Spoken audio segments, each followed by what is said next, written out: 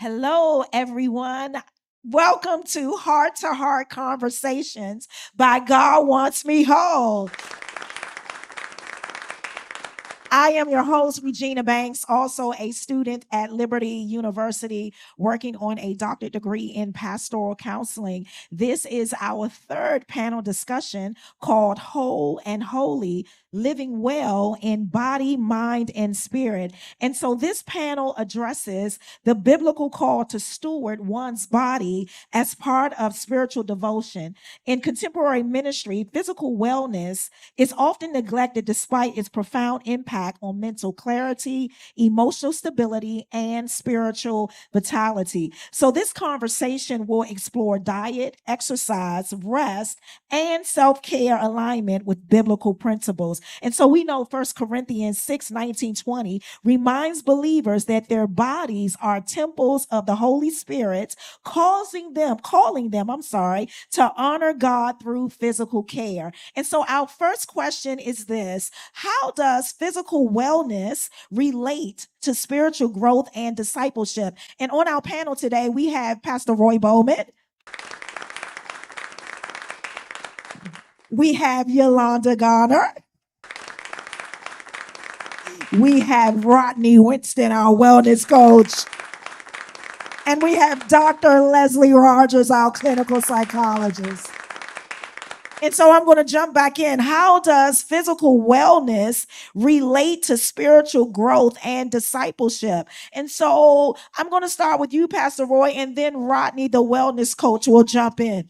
He the wellness coach. Let him go first. I can ride off him. No. I mean, simply put, if you thought that I was the moderator. Oh, my bad. My bad. This is what I'm talking about. I stay in trouble. So, okay. All right. So the body and the mind and the soul and the spirit, they do act as one. That's true. And when one or the other is having issues, that one suffers. Do you know that when the soul is sick, the body gets sick afterwards? And if the body's sick, particularly in the gut area, the mind is sick. And all of them work together. And if you're spiritually sick, those whose spirit has come alive, then everything suffers. But the difference is, watch this, if the spirit has not come alive, meaning they're not even saved, their spirit don't even affect their body, soul, or their mind. Doesn't. That's good. But when a person becomes saved and they become spiritual, when the spirit is weak or sick, it does affect the body. Now, eating the proper foods helps the mind. And when the mind is strong, it can do the spiritual disciplines better. You can pray better. You can read the Bible better. But when you're lethargic in your mind because you've been eating a bunch of crap, it's hard to stay in tune spiritually when you read the Bible. First thing you want to do is go to sleep. Second thing is, when you're physically not strong, it's almost impossible to carry out the will of God. Meaning going to making disciples, spending that time with all the people that we talked about in the other two podcasts. Because if you're physically challenged, your mental and your spiritual are going to be challenged. Absolutely. So you're not going to be strong enough to be able to handle those mental conversations. I'm gonna give y'all one, and I'm gonna pass over to the wellness guy. But he didn't want to go first. Yeah, you made me. You got it. There's times when I know I got to deal with a person, and Doc can help them. She'll know this one. There's certain people you have to be strong for before you meet them. So Deacon Donald, he can call me 7:00 in the morning. I don't even have to be up. But if he called me, I can answer the phone because he's easy. There's no work. But if I see the phone number that comes through and I know this, not right now. I got to get myself up. I got to go eat, do some push-ups to make sure I'm physically, mentally strong to be able to handle this particular person and their spiritual issue. And all of that is absolutely true. And some of you all know that to be true because there's certain people you're not even going to talk to until you feel like you got the strength to be able to handle it. So absolutely, being whole makes you able, and that's to include your body, makes you able to carry out the will of God. Absolutely, absolutely.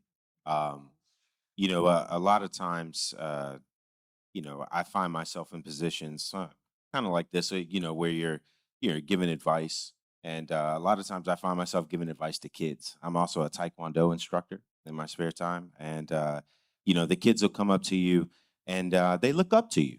I mean, it's all about um, you know, the discipline. It's all about the rules, following the rules. You can't expect them to want to follow the rules or them to want to do it, and you don't even do it. You don't show up on time. You're not accountable. You don't do your jumping jacks properly. You don't do your Preaching. push-ups properly. You're So at the preaching. end of the day, you know, if you're not leading by example, if you're not showing them the way by leading by example and being that rock, that foundation in Christ where they can look to them and be like, hey, you know what? He may stumble, but he's always there.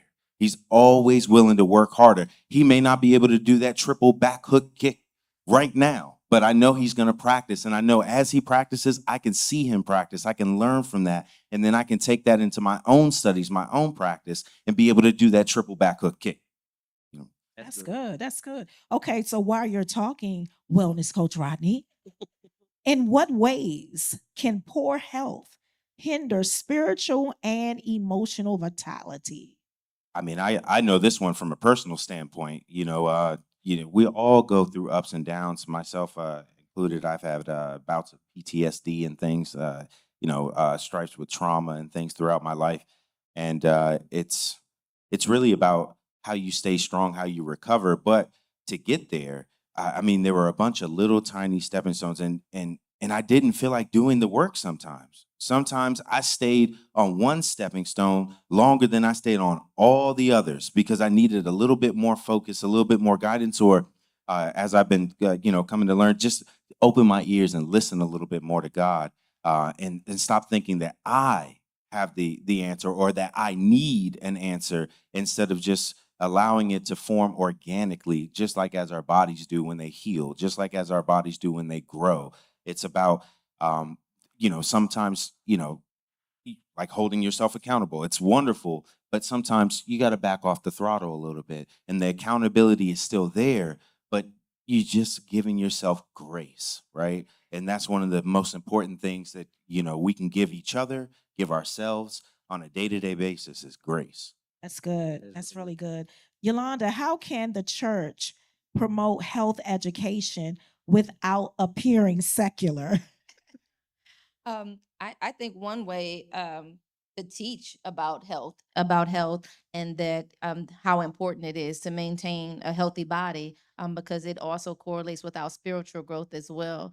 I think offering, I don't want to say too much, but exercising. No, go ahead and Yeah. say too much. Go ahead. um, Having opportunities for the congresses to get together to exercise, and giving them opportunities to get healthy, and stressing how important that is in our lives, because it helps us. Because if we're not physically healthy, like Pastor Roy said, we can't go out. When we go out to pray for outreach, we can't go because we're sick. And we shouldn't always be sick, because healing is a daily benefit. And so that means that we're not taking care of ourselves in some form or fashion.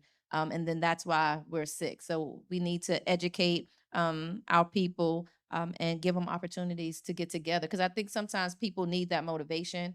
Like, I'm a self-motivated, so I don't necessarily need a workout partner, but I love it when I do, get a workout partner. But sometimes people need a group to be motivated to do. And so I think offering those different opportunities for the groups to get together, to work out, I think that's a good way. Good. That's good. I can see that you, wellness coach, you want to jump right in. I mean, Go there ahead. there are a lot of times where you meet clients, they come in and one of the first things they say is, I want bigger biceps. I want abs strong. They want these hyper focuses, right? And you tell them this, that, and the third, and but the reality of it is that I can't give you bigger muscles if your bone structure can't support it, right? I can't fill you up with the word of Christ. I can't give you that you have to put in some work yourself. You good. have to do the small things to That's build up your body. good. And you have to start with the foundation, the structure. That's I good. can't give you these two. I mean, I can give you a sword, right? God says that, we shall be the sword, right? But I can't give you the sword if you can't lift the sword, right? Woo, that's- And then that's when it takes good. the community to come together to help me lift that sword sometimes, right? So I can get on track, so I can lift that one day by myself, and then one day introduce that sword to someone else and pass it on and help them carry their cross or carry their load. That's good. Yes. All right, preacher. What practical steps can believers take to honor God with their bodies? And I'm going to ask you this, Yolanda. What some of you all don't know is Yolanda has a military background as well. And so, I'm sorry? Oh, no, I'm fine. Oh, okay. I thought I just heard some noise in the background. That was a cricket. Oh, okay.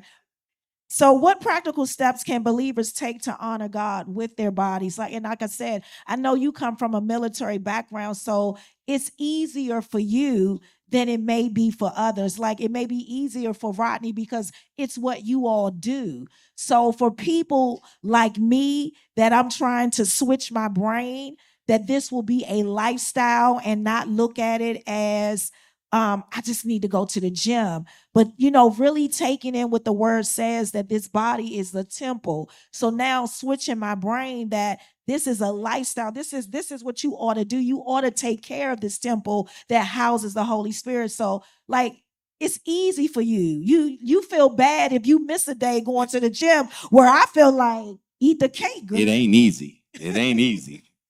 I think a practical step is to start somewhere. Start somewhere. Don't think about, I don't go to the gym because I don't like the gym either. I'd rather be outside beating the pavement than going into the gym. But just start somewhere, knowing that what you do for your body is honoring God. So even if it's just making sure that you're walking, you're in the house. If you don't go out the house, you got stairs, go up and down the stairs a couple times. That's easy. You can get, I have counted, I've gotten in 10,000 steps without leaving my house. Just getting up every hour, walking around one floor of the house or going up and down the stairs a couple times. So just start somewhere. Don't think that, oh, I don't go to the gym. I'm too old to go to the gym. I'm not lifting no weights. Stop being negative too. Just start somewhere. Just do something. Walk. Yeah. Lift your legs. If you got, you're at the sink, do some calf raises at the sink. You're standing washing dishes. You can sit and just raise up your heels. Lift your leg up. This is something just easy to do. You're sitting in a chair. Oh, I can give you a lot of workouts you can do in a chair. So just do something, some arm, just do something. Just don't do anything. I'm too old. I don't want to do it. I don't have energy. Because when you start working out the first couple of days, it may be painful. You're going to be sore. But that next week, you're going to be like, oh my goodness, I feel good. Just start somewhere. I just think that, a lot of times we, like I grew up with this saying circulating, and I may have it wrong, but, they say God won't give you more than you can handle, right? And so you can't say to me that you want a mansion to walk around in, and you have trouble walking around your apartment, right? You can't tell me that you want. That's good. I'm just saying. Like there has to be Grass, no none. yeah, like you can't tell me that you want a landscape and you don't garden and you're not willing to pay anybody either, right? You're holding back everything, but it's about giving oneself to the process, right? Just like when we get baptized, right? It doesn't just stop there. That's the first beginning baby step to the process, right? And you're shedding back layers like an onion, just systematically until you get to that center spot. And a lot of times, I learned this from Alexis. You better learn how to cut an onion around me because I was cutting onions. Anyway, I was cutting onions all the wrong way. The juice is flying everywhere, and it's just about that. So it's just like your body. You cannot cut corners. You have to have a direct relationship, not only with God, but with the body of Christ. And that means the people, right? The community that you're looking for. And, Well, that leads us right into the next question. How can communal accountability encourage wellness practices? Like what they talked about earlier. I'll give you specific. Like she said, if you're standing at the sink, do some calf raises, or you going up and down the stairs. In the community, start in the house. If you live in a house with people that always telling people to go get something, tell them stop and fire the go-getterers. Get up and go get that rep in. Yeah, yep. That My means son will get up- say the same thing to me. Get up and walk upstairs. Dad, can you give me some water? No. Are your legs broken? I And so In I- other words, go get it yourself. just handed you your plate. in my house, that's one of the things I do with my wife. She does it with me. Anybody that's there know. My sister-in-law is famous for this, and she gonna hit me for this one. But she always tells her, she'll tell her husband, "Hey, can you get this?" Or "Greg, can you get this?" I said, "No, get up and go get that rep in. Walk the stairs." Because believe it or not, just getting those reps in of going to get the stuff that you want changes your own body composition, and you'll decide whether you really want it or not. Absolutely. Absolutely. Absolutely. Really? You decide what level you want. Really want to go down and get that? Can you give me something to drink out of the fridge? Do you really want this? No, you don't want it. Go get that rep in. And I say it like that. I try to motivate her. I go get that rep in. There was But I hear myself to myself, and I don't want to go downstairs. Say, "Roy, get your butt up. Go get that rep in." So I'll jog downstairs and I'll jog back up. And what I'm doing is psychological. I'm saying, get that rep in. breaking down You're barriers. switching your brain. Yes, I love it. absolutely. I love it. Go get that rep. And so I do that with anybody in my community. That's good. And one of the other things that I do in my community is, like right now, we had this to do tonight because you said, "Okay, let's be on my podcast." I said, "Yeah, girl."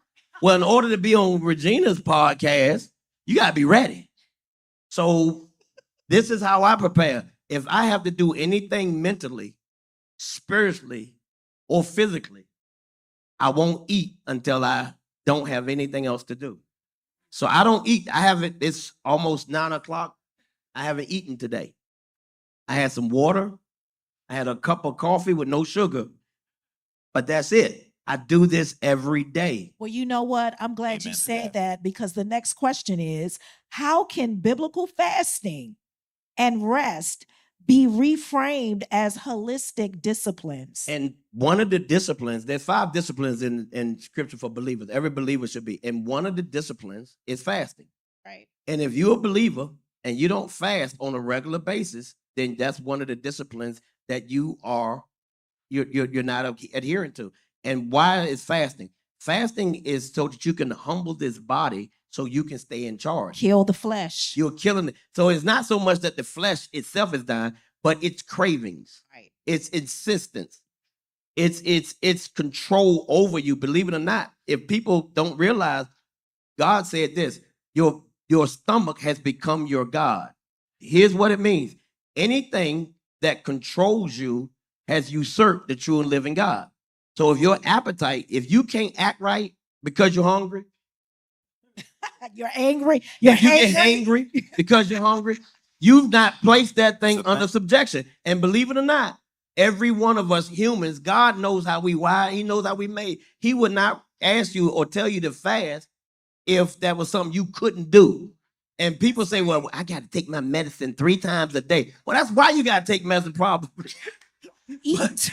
But I'm not saying it all okay. But in most cases, if you practice this simple thing of fasting, now initially it is a little tough, but it's lifestyle for me at this point. And my wife said to me, she said, "You know, you already do intermittent fasting." I said, "I don't be doing no intermittent fast." She said, "When do you eat?" I said, "When I get hungry." "When do you eat? How many times a day?" I said, "Once, because typically I'm not hungry." She said, "How long have you been doing this?" Well, it's been about 15 years now. And let me tell you how it started. It started just on Sundays and Wednesdays because I'm getting ready for service. I just wouldn't eat. I would fast before. So that when I was teaching, I was fully in and I wasn't lethargic or heavy or anything. So I started just fasting on Sundays and Wednesdays. Not intentional. I just said, no, because whenever I eat, it makes you feel It makes you feel Com- different. complacent. Yeah. And you don't feel like you don't want to do the next thing. But whenever I don't eat, and this is every day now, whenever I don't eat, I'm ready to go do everything that I got to do. And I got energy to do it. Not only do I You have got energy that to do fire, it, that hunger. yeah, but I don't have any, I'm not lethargic. I'm not fat. I'm not. Now, when I leave here and I sit down to eat, that means nobody else needs me or my spiritual acuity. Okay, okay. So I go and eat that one meal and I eat well. And when I'm done, I wait a few hours, then I go to bed. And when I wake up and I do it all over, I've been doing this for at least 15 years or better. And I can tell you, like right now, I have clarity of thought. Physically, I can do whatever I need to be, and I don't feel sluggish. I never feel sluggish. So that's one of the ways that fasting helps you. But it also, it makes you spiritually sensitive. Absolutely. It makes you spiritually sensitive because I don't get angry. If I'm without food, I'm not troubled. I'm not, I don't get the shakes. None of that happens to my body because my body has been disciplined to go without food for as long as I needed to go without food without creating a fuss because it knows it's not getting any. Ketosis. You call it there. They got Ke- names for it. Yeah, Ketosis. ketosis. But I'm just saying, no, bro, we won't eat until I'm ready. I'm in charge of this. And can I make another point real quick to the being in shape piece? We're about to go on a mission trip in January, and I got a lot of people that are going that's new.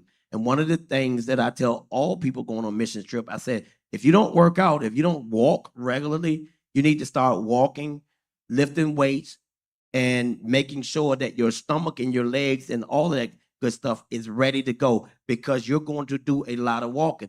And I prepare everybody goes on a mission trip to prepare physically so they can handle the arduousness of 7 days going out 10, 12 hours a day and coming back, particularly if you don't regularly do that. So you touched on fasting. What about rest being reframed as a holistic discipline? It's not a holistic discipline, it is requirement. That's good. Sleep out of all that you do is more important than even eating.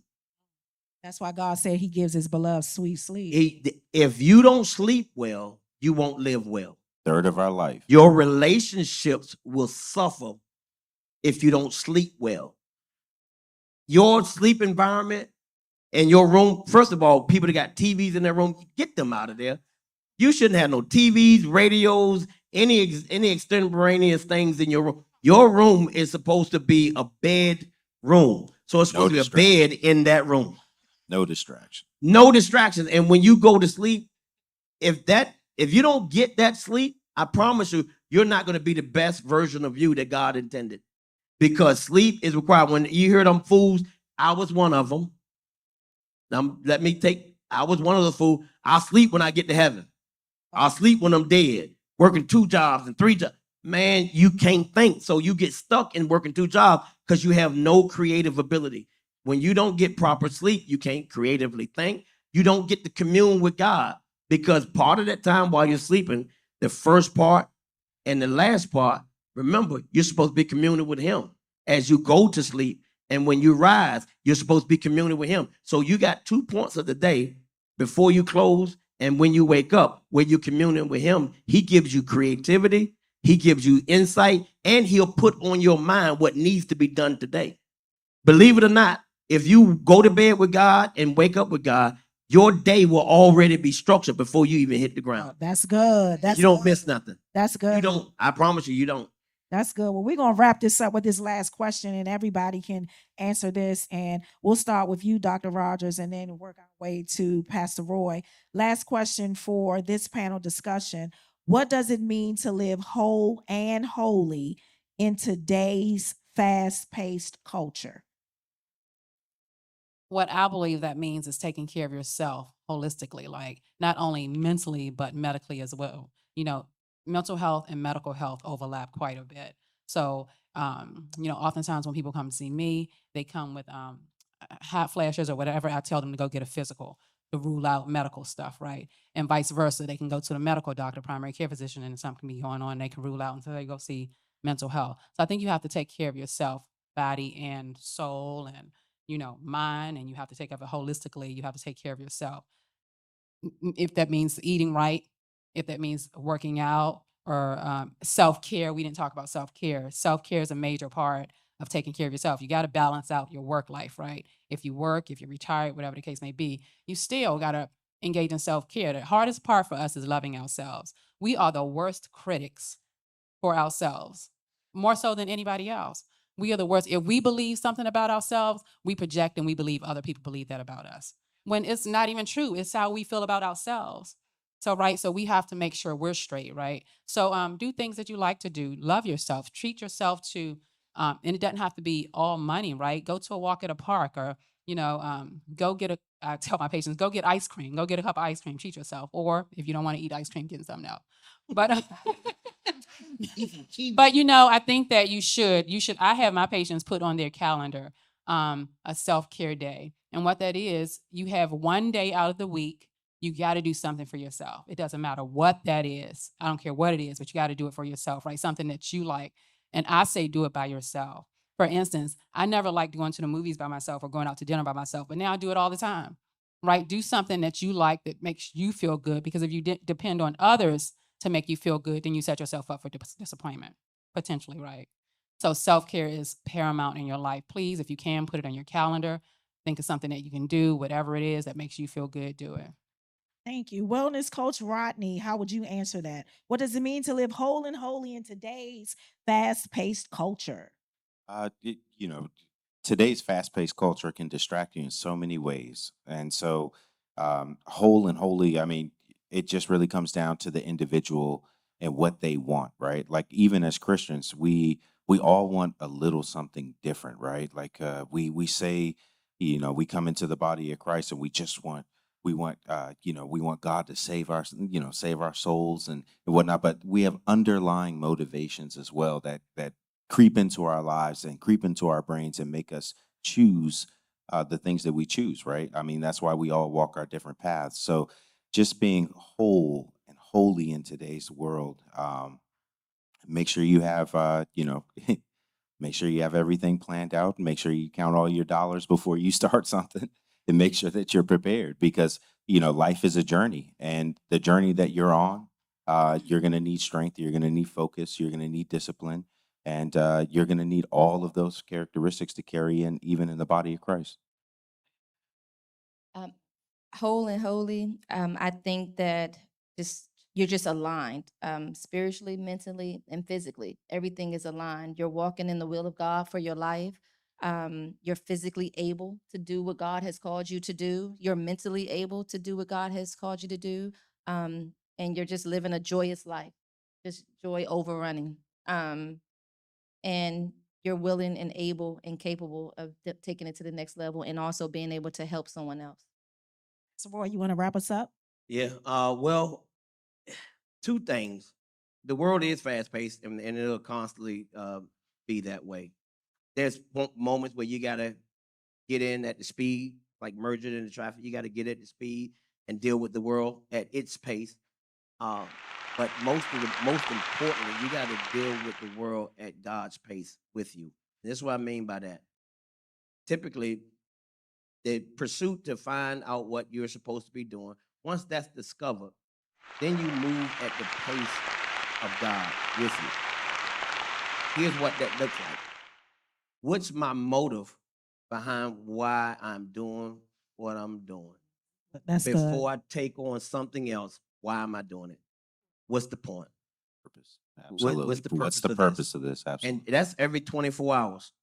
Because I promise you, if you go and look at your life, you got a lot of extraneous stuff that should not even be in your world. And if you challenge Good. the motive behind why you do everything you do, even the time you spend on Facebook, are you just being nosy? Live a purposeful Crickets, life. crickets. Absolutely. So- Live a right. purposeful life. If you challenge your motives behind everything that you do, you're gonna find that a lot of stuff that you do, the motive ain't got nothing to do between you and your life in Christ. So if you ever want to live a whole life, one of the places I would always check is my motive for why I do what I do. Why, thank you. That is Heart to Heart Conversations, whole and holy, living well in body, mind, and spirit.